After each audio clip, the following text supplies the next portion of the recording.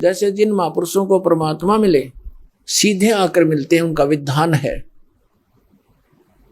आदरणीय धर्मदास साहिब जी, आदरणीय मुरुगदास साहिब जी, आदरणीय नानक देव साहिब जी, आदरणीय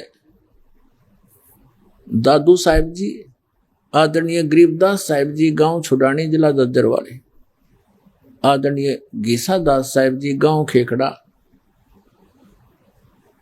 और जिला मेरठ, उत्तर प्रदेश वाले, इनको परमात्मा सीधे आकर मिले थे।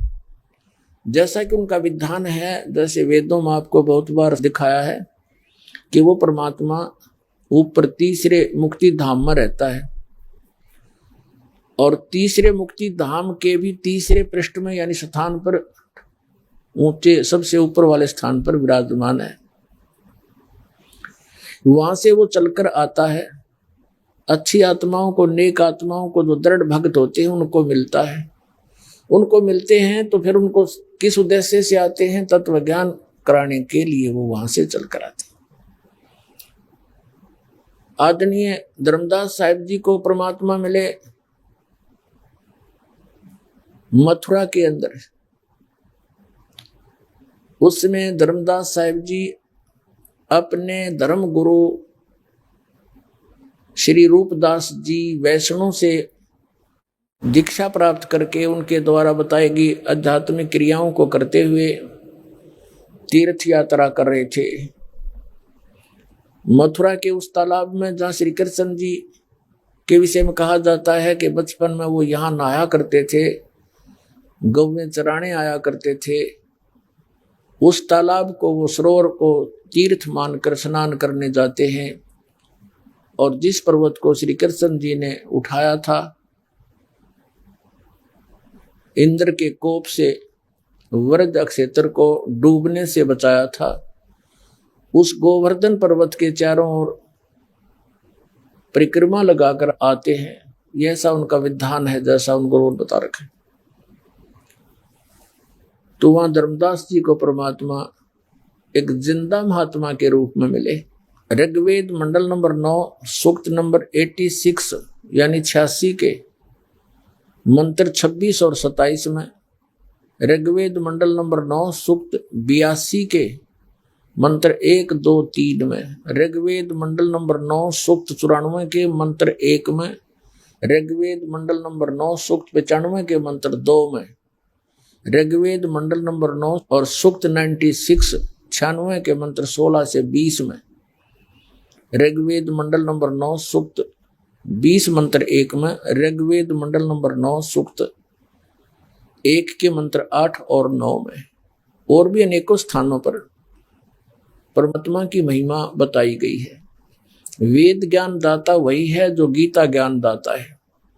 वेद ज्ञान ब्रह्म दे रहा है, वो स्वयं कह रहा है कि वो परमात्मा ऊपर तीसरे मुक्ति धाम में रहता है और वहां से गति करके आता, चल के आता है। वो अच्छी आत्माओं को मिलता है। उसके आने की, पूरे विश्व को संभालने के लिए परमात्मा 3 स्थिति में विद्यमान रहता है।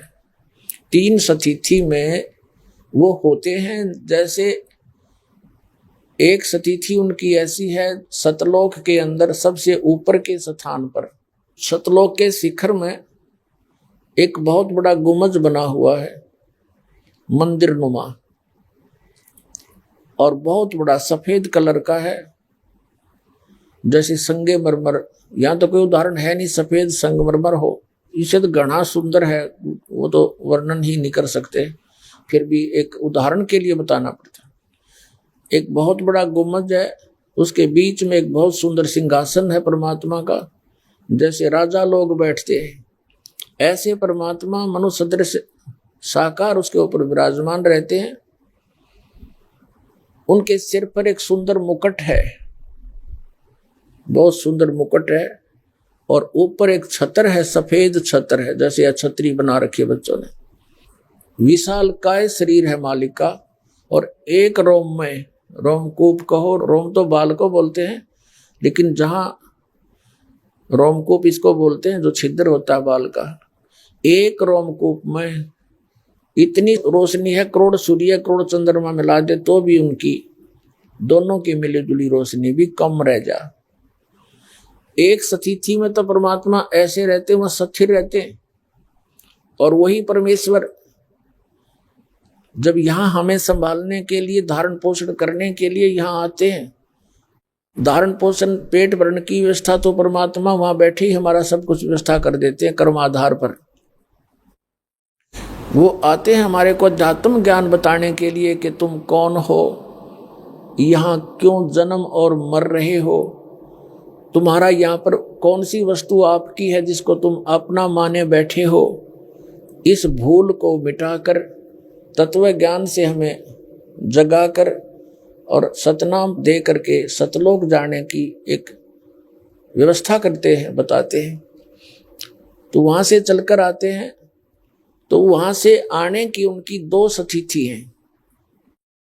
एक तो प्रत्येक युग में वो शिशु रूप धारण करते हैं, एक लीला करते हैं, सतलोक से चलकर आते हैं, कमल के फूल पर किसी सरोवर में, वन में, गांव से बाहर, नगर से बाहर, वहां आकर के कमल के फूल पर एक नवजात शिशु का रूप धारण करके विराजमान हो जाते हैं और उनको निसंतान दंपति उठा ले जाता है।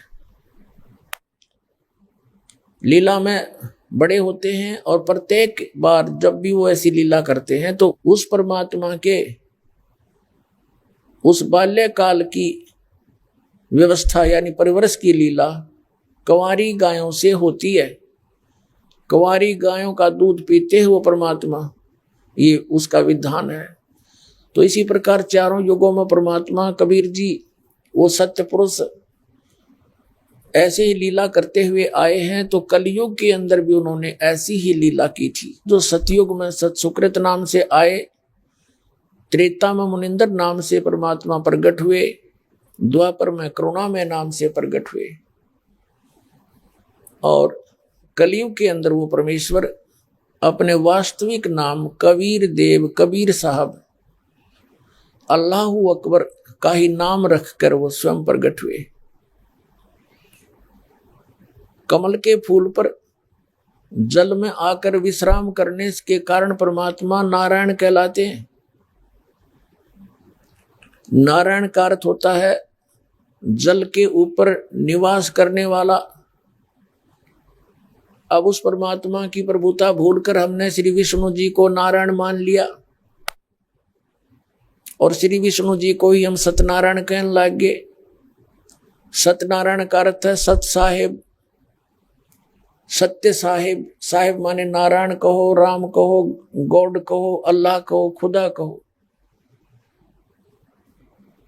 हम सत साहेब कहते हैं। पहले हम सत्यनारायण की कथा सुना करते श्री विष्णु जी को आधार बनाकर। श्री विष्णु जी सत्यनारायण नहीं है, इनका तो जन्म मृत्यु होता है, यह अविनाशी नहीं है। और ये स्वयं स्वीकार करते हैं। श्रीमद् देवी भागवत गीता प्रेस गोरखपुर से प्रकाशित सचित्र मोटा टाइप 123 पृष्ठ पर 3 सकंद में कि हमारा तो जन्म और मृत्यु होता है, हम अविनाशी नहीं हैं। ब्रह्मा, विष्णु और शंकर हम तीनों नाशवान हैं और हम इनको सत्यनारायण मान रहे थे। तो ऐसे ये अध्यात्म ज्ञान उलझ गया था। परमात्मा ने 600 वर्ष पहले सुलझा के रख दिया था, लेकिन काल के दूतों ने कबीर पंथ में प्रवेश करके उसको फिर उससे भी ज्यादा उलझा दिया। अब परमात्मा 600 वर्ष पहले जब आए, कबीर नाम से प्रकट हुए। काशी शहर भारतवर्ष के अंदर, शहर के बाहर एक जंगल के अंदर, वन में एक लहर तारा नामक सरोवर था, तालाब था। उसमें कमल के फूल पर आकर विराजमान हुए, सतलोक से चलकर आए। पुण्यात्माओं, परमात्मा का पाना बहुत आसान है, क्योंकि ये साधना बहुत सिंपल है, साधारण है बिल्कुल। इन अज्ञानी ऋषि महर्षि संतों और इन नकली सतगुरुओं ने इसको इतनी कठिन बना दी कि 2.5 घंटे सुबह बैठो, 2.5 घंटे शाम, सारा दिन मजदूरी करनी आदमी, और 2.5 घंटे बैठेगा क्यों करे, और 2.5 घंटे सुबह कैसे बैठेगा और क्या करेगा। ध्यान लगाओ बस। सूरत शब्द का नहीं पता इन्हें, सूरत क्या होती है, शब्द क्या होता है। इन्होंने सूरत शब्द को कैसे मान रखा कि अंदर कान बंद करके आनंद सुनो। हर परमात्मा कहते हैं इस पिंड कहो, चाहे इसे अंड कहो, शरीर कहो या एक ब्रह्मांड कहो, इसके अंदर जो भी कुछ सुनता या दिखाई देता है वो सब काल का है। और कबीर साहब कहते हैं हमारा तो जो हमारा देश है सतलोक है, इस अंड और पिंड के पार सो देश हमारा है। आदरणीय गरीबदास साहिब जी को परमात्मा सचखंड लेकर गए, फिर उनको वापस छोड़ा, तब उन्होंने परमात्मा की उस वास्तविक धुन को सतलोक में सुना, और फिर यहां देखा इस पिंड के अंदर वो नहीं है, उससे मिलती जुलती नकली धुनें इसके अंदर हो रही है। तब आदरणीय गरीबदास साहिब जी ने कहा था कोई हैरे परले पार का जो भेद कहे जनकार का। कोई है वहां गया हुआ वापस आया तुम्हारे में से जो उस जनकार यानी उस सतलोक में हो रही धुन का कोई जिक्र करे। तुम सुनो इसके अंदर और बात करो सतलोक की। जो भी इस पिंड के अंदर सुनाई देती है ये काल की धुन है, इसने नकली बनवा रखी है। ब्रह्मलोक के अंदर, इस काल के एक ब्रह्मांड में एक ब्रह्मलोक है, उस ब्रह्मलोक के अंदर इस काल भगवान ने नकली सतलोक, नकली अलखलोक, डुप्लीकेट अगम और अनामी लोक बना के जीव को भ्रमित करने के लिए यहां पूरा जुगाड़ जोड़ रखा है। परमात्मा आए, उन्होंने ये ज्ञान दिया, इसका षड्यंत्र उजागर कर दिया कि तुम्हें ये मूर्ख बना रहा है। परमात्मा वहां साकार है सतलोक के अंदर, और सभी ऐसी सृष्टि है जैसी यहां पर है, और वहां जरा और मरण नहीं है, वहां बुढ़ापा नहीं, मृत्यु नहीं।